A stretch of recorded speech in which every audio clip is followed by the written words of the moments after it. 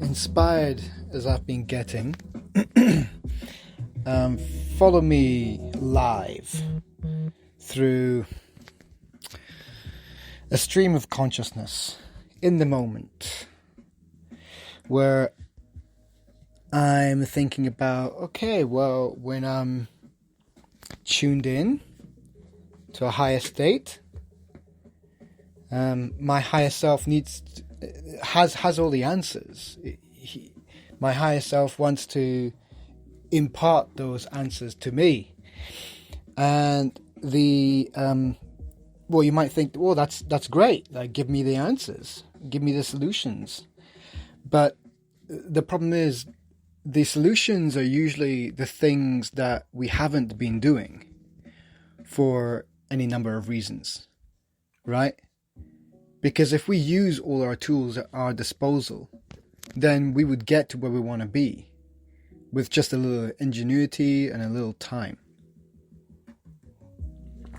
And the tools to get us to true, like, higher forms of happiness and success and self-development and any kind of goal, any aspiration that you have, any desire that you have, you can achieve it if you follow certain principles and certain practices, because it all ties in. Everything ties in eventually. Everything is a closed circle eventually. It's like, if you have desire, yeah, you can go and achieve anything you want to be. But the thing is, the reason we're not doing all of those things are usually the same reasons. It boils down to ego not wanting us to be emancipated. So ego holds us back in a lot of forms. Now, ego has a form in me, which is a fear of putting myself out there. That's the best I can describe it as, right? So in my case, I have an abundancy of really creative, inspired ideas. And I don't know what to do with them. So I'm starting to write them down. And I have been writing them down for years, but they've come infrequently. They're coming in thick and fast now, thanks to being attuned to a higher frequency. So a lot of these ideas revolve around my desire to be, like, commercially, financially successful. I don't want fame. I don't want celebrity status, but I do want the privileges that having more money, earning more, being able to brag more, those things do still appeal. So it does seem like it's a bit of an egocentric journey, but hey, I kind of want that for myself. I deserve that. I want to prove that I can be whatever I want to be, and I need to just do that, because otherwise, theoretically, even though you have the best ideas, even if they were to come to fruition, they would still be the best ideas if followed through thoroughly and carefully. But you just got to prove it, don't you? So that's one of my biggest challenges, is I need to prove it. I need to prove all of it. Not necessarily all of it, but like a lot of it, right? Because then I will prove to myself that I've actually made it.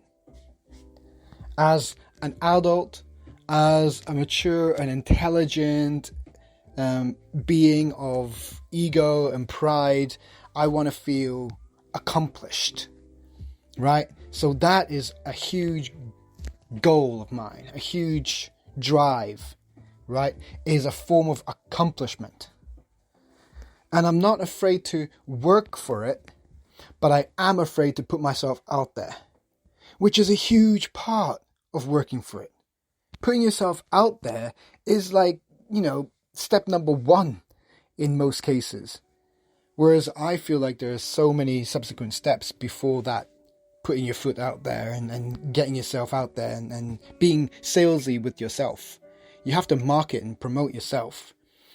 And I just have never really done that well at all. I've done the bare minimum requirement to put my account on social media, open up different profiles on different platforms, build a website and have a CV and have a portfolio. All of that stuff, all of those are requirements, right, in order to get jobs and win clients. But apart from that, I've never properly marketed myself at all. And it's just so remarkably clear now. It all ties into the same source, which is this block where any route I take in life, whether it's dance, whether it's multimedia, whether it's skating, whatever it is, if I'm thinking, oh yeah, I could do with commercializing this, I could do with selling my experience and wisdom as like a dance teacher or a tutor or a skate instructor or teaching people how to do photography or gaining my own clients. It's like anything revolving around me putting myself out there, I immediately just clam up and I have the same symptoms over and over. Procrastination, avoidance, entertainment, distraction, running away with other creative thoughts. It's just anything that's just a huge avoidment issue revolving around putting myself out there. And that is fundamental to me. Now, where I mentioned, it feels like it's going to come full circle. It feels like it.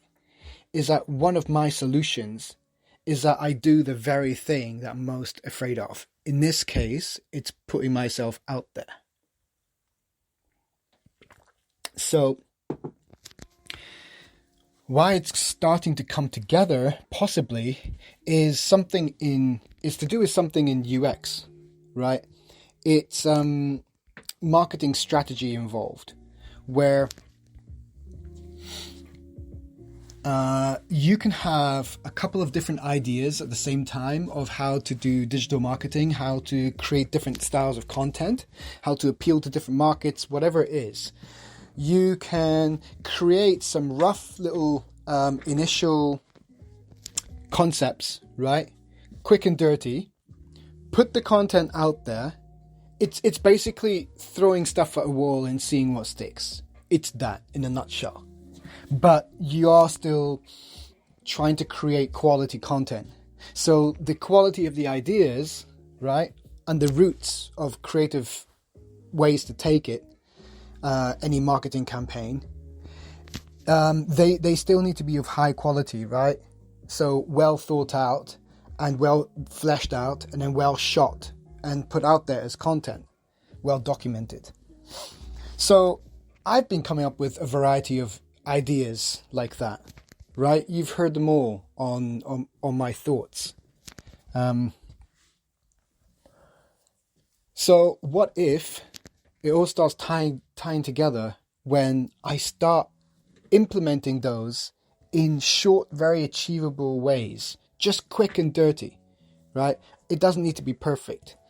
And putting a few ideas up at the same time, right? And seeing what performs better. Because if you do them all at the same time, then people have a choice of what they would rather see. You know, it starts from the thumbnails, right? If they're looking at your videos on YouTube or social media, usually they start playing if it's like an Instagram reel or something like that, or TikTok. But you have to kind of make it onto that algorithm. And in order to do that, you need to gain traction of your current existing videos. So using your immediate social network, you should probably just start putting content out there and get your friends and your contacts to start engaging with it. Just encourage people to start engaging with your content. And just, claim that you're just being brave and you're putting yourself out there and you're doing exactly what you are afraid of. And so that's it. You're trying to gain encouragement as well. And you're going to welcome ridicule, but whatever. That's part of the process. It's part of the process of putting yourself out there. It's like you just take that big leap and you leave yourself vulnerable. That's all it is. It's just showing ego that you ain't shit. That's all it is. So that's the path that I'm on. And so coming back to full circle, I'm going round and round, of course. If one of the solutions, like the true answers to the biggest riddles of my life,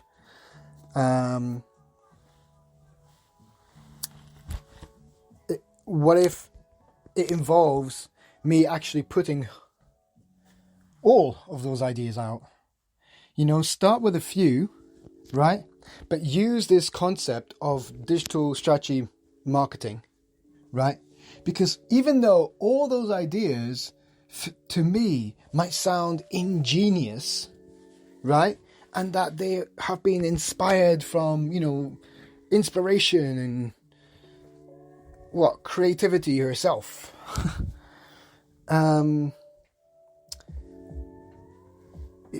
It might not actually go down like that in outer reality, It's because I'm putting too many eggs in different baskets rather than putting all of them in one. So yeah, I should start putting things out there because it helps alleviate some of the pressure. Because although, in an ideal world, if I had a whole bunch of ideas, bang, bang, bang, bang, bang, and I wanted to just start making them all, it would be incredibly effortful and incredibly energy intensive. And it will probably put me in a bad place. And I'll be struggling to keep up, and I don't want that. I want a relaxed journey to success, right? And I know lots of naysayers are going to be like, it's not going to be like that. Well, sure, okay, let me wish. But okay, it's not going to be like that. But it doesn't need to be like pull your hair up manic, wanting to, crawl away into a hole and hide from the world. I'm expecting a high level of commitment once I get the ball rolling, and once I commit to one of my babies, I'm like, all right, you're going to university, you get to grow up. So part of the process of putting content out there just is really giving a big middle finger to ego and just saying, you ain't shit. You don't have a hold on me. I am going to face my fear. Right? And put myself out there. Not just in one direction, but in different directions. I'm going to put myself out there in different ways. And then we're going to use that as a metric to see which one. Say I start with 3 different ideas of content style and I shoot a few of each, quick and dirty, get them out there, see what people respond more to, and then just do that. I mean, it's the same stuff that all these entrepreneurs and, huge CEOs of, massive success stories, they all say that in their speeches, in their big talks, conferences, where they basically just say common sense stuff, but only, if it's commonly identified. But people just are kind of unaware of it. And then until when it's spelled out, you're like, oh my God, it makes so much sense. So yeah, where was I? Putting myself out there. There's a big fear. So I need to really lean into that fear. And what better way than to use a metric to help me not have to decide. I can let the people decide. I can get my ego tickled a little bit. Get my balls tickled. Right? I'm getting attention and people seem to be reacting positively to it. Okay, I'm like validated, Not that should be the case, but that's gonna be the case in the early days, Early days of detachment from ego's grip is gonna be a struggle, because we're still gonna have to appease that ego somehow to be compliant, so that we can move forward with like enriching ourselves and unslaving ourselves, freeing ourselves from incapacitating fears and anxieties and worries, all centered around ego's different ways of control. It's not all bad. It's healthy to recognize different aspects that's true to you. And they're going to be true to a lot of other people too. That's part of the reason why I think making these voice notes is a great documentation of a truthful narrative that when you keep hearing in a story-like fashion, you're like, yeah, this should be part of everyday conversation. Everyone should understand these concepts and talk naturally about them. But the terminologies that I've come up with, they're inspired from different sources and also self-generated. So, whatever term you use for the kind of meaning, the definition of whatever thing I'm trying to describe, use whatever word you feel is best for you. Whatever. It all means the same. Right, I'll wrap this up, but yeah, maybe that helps, because one of the crippling little hurdles that I usually have to struggle against is decision, is making a choice. I have so many ideas and I'm being pulled in different directions, and I'd love to explore all of them, but I consciously know that me in this physical form, I have to sleep a certain amount of hours. We have to, be outside, be inside, see friends, daily maintenance. You need to maintain yourself. You need to maintain your home. You need to maintain your relationships. You need to work hard. You need to do a lot of things every day. And in order to take the time to reflect a bit, it's really you need to be either in the really wrong place and you're just desperate to get yourself out of a sticky situation, or you've just had enough of certain aspects of your life and you're just ready. You're just seeking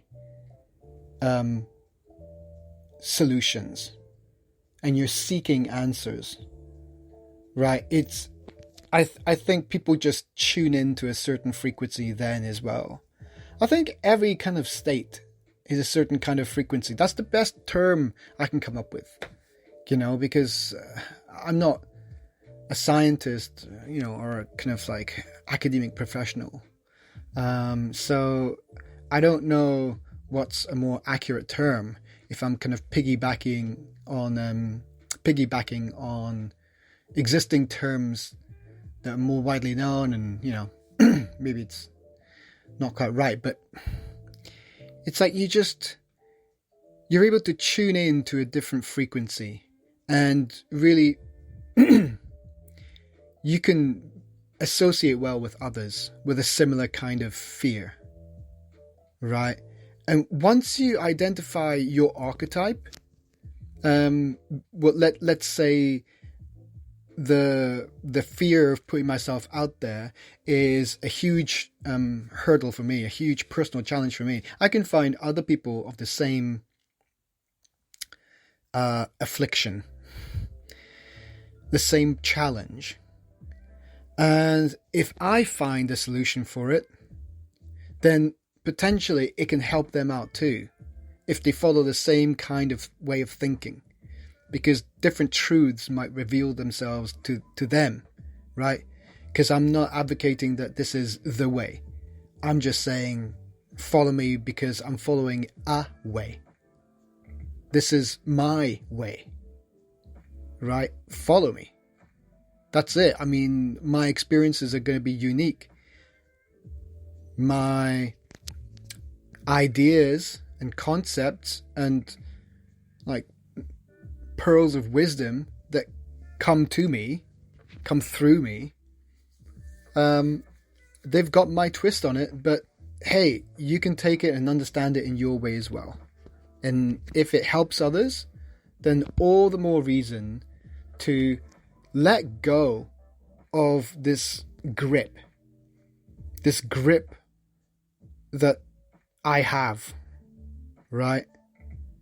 I'm scared of putting myself out there, and I'm gripping onto whatever I can, because I'm like, a part of me, well, speaking from ego now, obviously, a part of me really is just scared, right? For no good reason. I know it's not rational, and I am known for being rational. But yeah, it's an irrational fear, and that should come under the category of, help me, because this is out of my remit. This is not my area. So that's why you have to also let go of the fact that you're now in a vulnerable position where you're like, I'm seeking help because this is something that's been holding me back. And now that I acknowledge it, now that I admit, okay, world, grace, higher self, whoever you are, what pearls of wisdom do you have? How can you help me become who I want to be and overcome these fears? Because I'm sick of them. I just put those barriers up there because I'm scared. That's it. I put them up there. I put them down. I put them up so I can break through them. Right? My issue with erectile dysfunction years ago, in my early 20s, right? Late teens, like when I first started becoming sexual. My issues with like anxiety around intimacy that translated to a physical ailment known as erectile dysfunction, or ED, right? So at the beginning, nervous, performance anxiety, all that kind of crazy stuff. You're a teenager and you're trying to get laid, and it's scary, right? Everyone can relate. So performance issues led to ED, right? So I went to seek some help, and I saw a physician and I saw a psychiatrist, and in a brief kind of examination, they were like, the diagnosis is you don't have anything mentally wrong with you, but physiologically it seems to be that you can't get it up, and physiologically there shouldn't be any reason why you can't do so, right? So the diagnosis is it's psychosomatic. It, like, you are perfectly sane, but there's something within you that gives a physiological reaction, right? In this form it's ED, but there's some blockages in there, right? Some things that you have to face. So for me, I didn't hear it like that. I was just tackling the ED, the symptom, right? Obviously, we all pretty much just go about just facing things at face value, tackling it head on. And it's so, like, we need to get past this tendency. Anyway, long story long,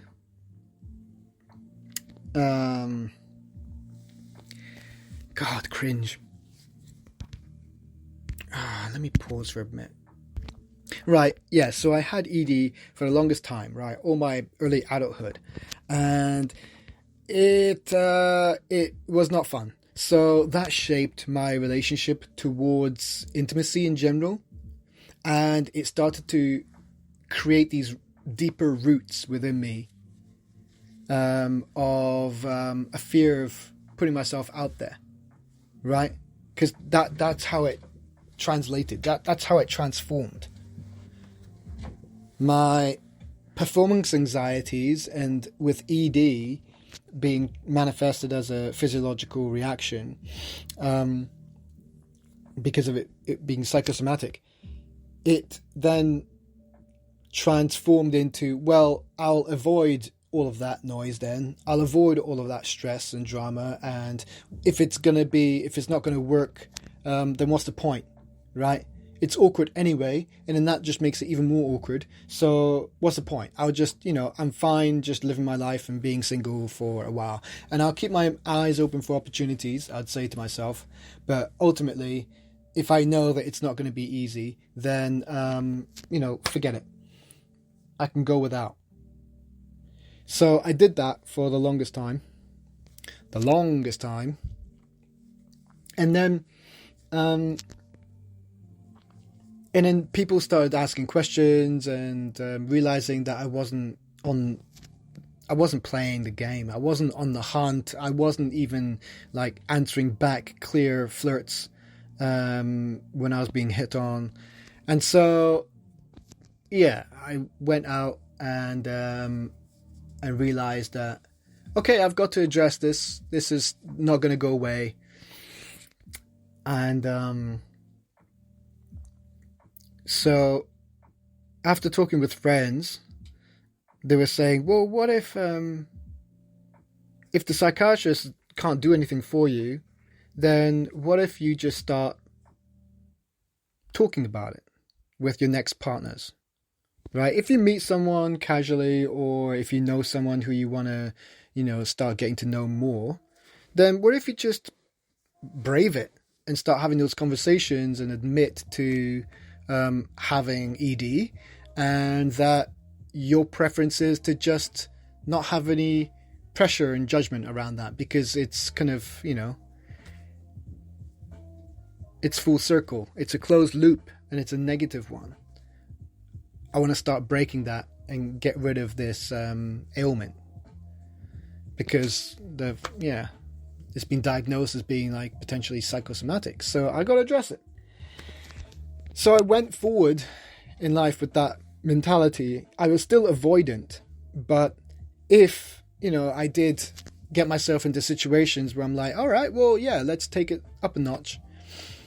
Then, the fear would set in, the resistance to putting myself out there, like awkwardly, socially, for judgment and performance. That all of that, it's the same. It's the same feeling as if I was to think about starting a relationship with a girl now, to putting myself out there commercially, right? Marketing myself, or just making vlogs, making these videos of me dancing with these ideas that I have to promote certain concepts, start different social movements. All of these creative thoughts are all requiring me to embarrass myself and put myself out there. But it's not just for the sake of embarrassing myself to face my fear. No. It's still designed to be followed as a potential, like, real manifestation of genius, right? It could really become something great and help me feel a lot better about myself, right? So it can be win-win, but my fears won't let me feel like that. So the point is, I'm trying to acknowledge all of this going on, and maybe I should just lean more into Grace's inspirations. And let go more. Right. Yeah, when it came to ED, the way I got over it, is I took charge of how I see things. So I surrendered. I was on the journey of seeing it, understanding it, like really trying to understand its origins and understand its nature, why it's there, if it wants anything from me, if it demands my time, whatever it is. I've now just started to like comprehend, it's thorough understanding. Through that, then I can accept it. I understand it, so I accept it because it is. I can't deny what is. It is for me. It exists in me. So I accept it, and then I start thinking of ways to work with it, right? To appease it so that it goes away, or to speak to it so that it crumbles and falls apart, right? Because it's kind of like, it's kind of like a kid throwing a tantrum, right? Inexperienced parents might try to immediately just appease it and give it what it wants, but it's just a belligerent little child, right?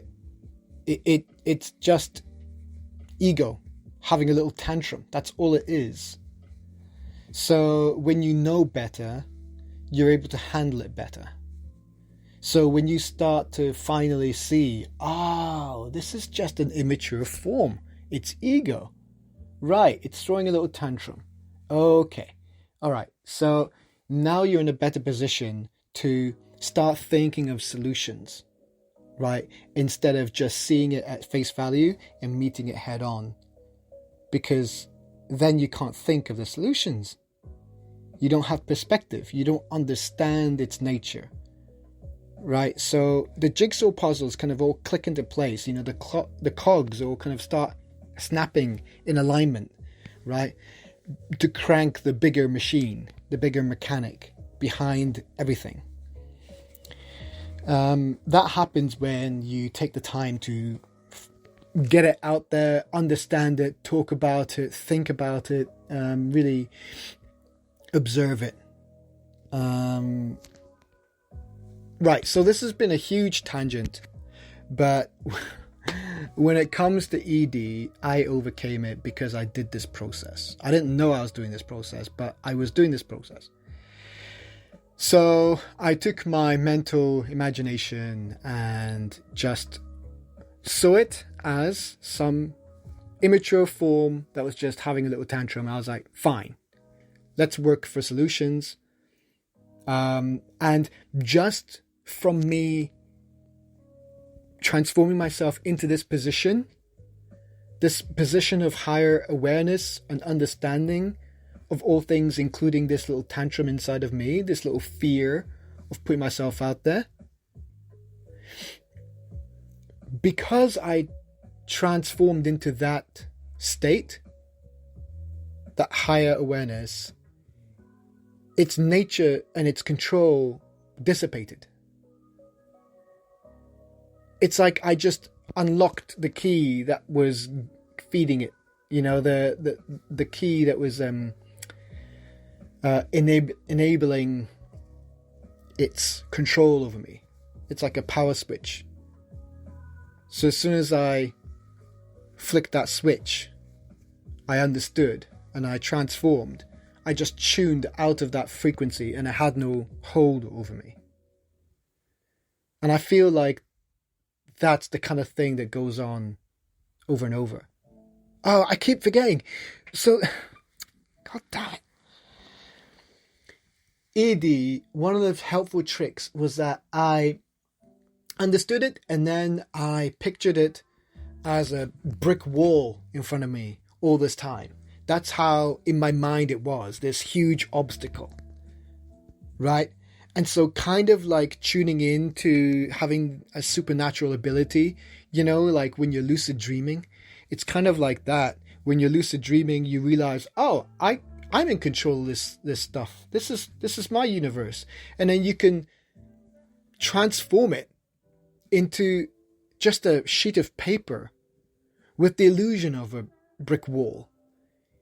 So when you go up close and actually inspect it and observe its nature, you realize that it's just a printed on with ink brick wall onto paper. It's very convincing. The textures are all really great, but when you're stepping far away from it.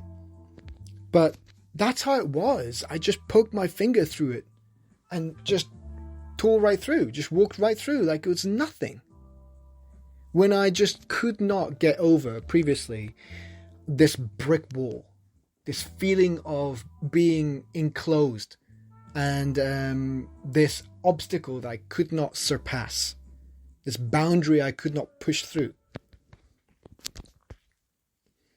So, yeah, that kind of example is one of the ways that when we're attuned, when we're in a higher state, right? However you got there, use those moments to really focus in and think about your biggest inhibitions, your biggest fears, your biggest anxieties. Really go to the root and look at examples in your life which correlate to that, which have their own maybe psychosomatic symptom, right? Look at those, trace them back, and you'll probably find that several of them all come back from the same root. Give that root a name. One of my roots was, fear of putting myself out there, right? Find your root source of all these symptoms that you want to address within you, and start scrutinizing that in a higher frequency. Just really get into it and observe it from afar. You're safe. Like, it doesn't have a hold of you when you're the watcher. So when you're in a state of observing something, it's from a safe space where you're just watching it from an outside view, like a ghost, like a spirit, right? And so, yeah, you might find some truths in there when you do that. And usually the answers that come from that process, they're usually the very thing that you fear. Like, that's the whole point. You're meant to be leaning into this and getting over these challenges. And what you resist will persist. So I'm reminded of that all the time these days now, that I have these existing fears still, and they really inhibit my actions and my feelings. Day to day, I feel worse and worse about myself, and then I feel better. And then I coast along a bit. Oh, I'm doing okay, I'm doing this and that, and I'm working towards it. And then the blockages that remain there, the deeply rooted ones, the fear of putting myself out there, that just activates. And at some point, when my mind starts thinking, oh, I should do this, I should do that, it just goes, no, that is scary. Back off. And then I just kind of cower and distract myself, and, I sink. I get numb and I get inactive. I get quiet. I kind of recoil, right? And it's such a cowardly response to this point of fear when it's activated. But it's like the nature of really understanding a bully. It's the same thing. Like, you'd find these patterns all over the place. Once you really scrutinize something in a more clear and objective place, when you're in that state, you understand things better, and they start to have not as much of a hold on you, and you realize, oh, they never did. Like, I was holding on to them for some effed up reason. Like, it actually means that I was holding on to this concept that they are an obstacle that I can't overcome, and I'm just a subject of their will. I'm just a victim. I'm just here by poor, fortune, like misfortune. Whatever narrative that it is that's holding you back to justify this level of inaction. Because ultimately, if your symptoms are like mine, your responses are avoidance. And you would snap back at whoever insinuates that you are not facing your challenges. We can turn nasty when we're triggered. And yeah, this stuff is a nasty area, and I want to air it out. I want to understand it, get over it, just like I did with ED. I want to use the same methodology. It's taken me so long to get to this position where I'm reminded again. Oh yeah, this pattern exists. You get really charged. You tune into a frequency where you're able to just really hone in to a subject and magnify it, right? Really scrutinize it and identify its truths. When you do that process, the answers come. And the answers are, unfortunately, the things that you feared the most. And it happens over and over again. But when you remind yourself that, oh yeah, this is a learning curve. This is like the blueprint, because the methodologies, the actual like context, the subjects will be the variable, will be the ones bespoke to you and only you. But the same patterns can be followed, the same paths can be followed of, methodology, practices, techniques rather, and you can apply them to your own life. And if when I walk the walk and not just talk the talk, I'll be able to use all of this as good reasons to, do it within yourself. Wow, it's been 40 minutes. Okay. All right. Do it yourself. That's do the work. Do the work yourself. What?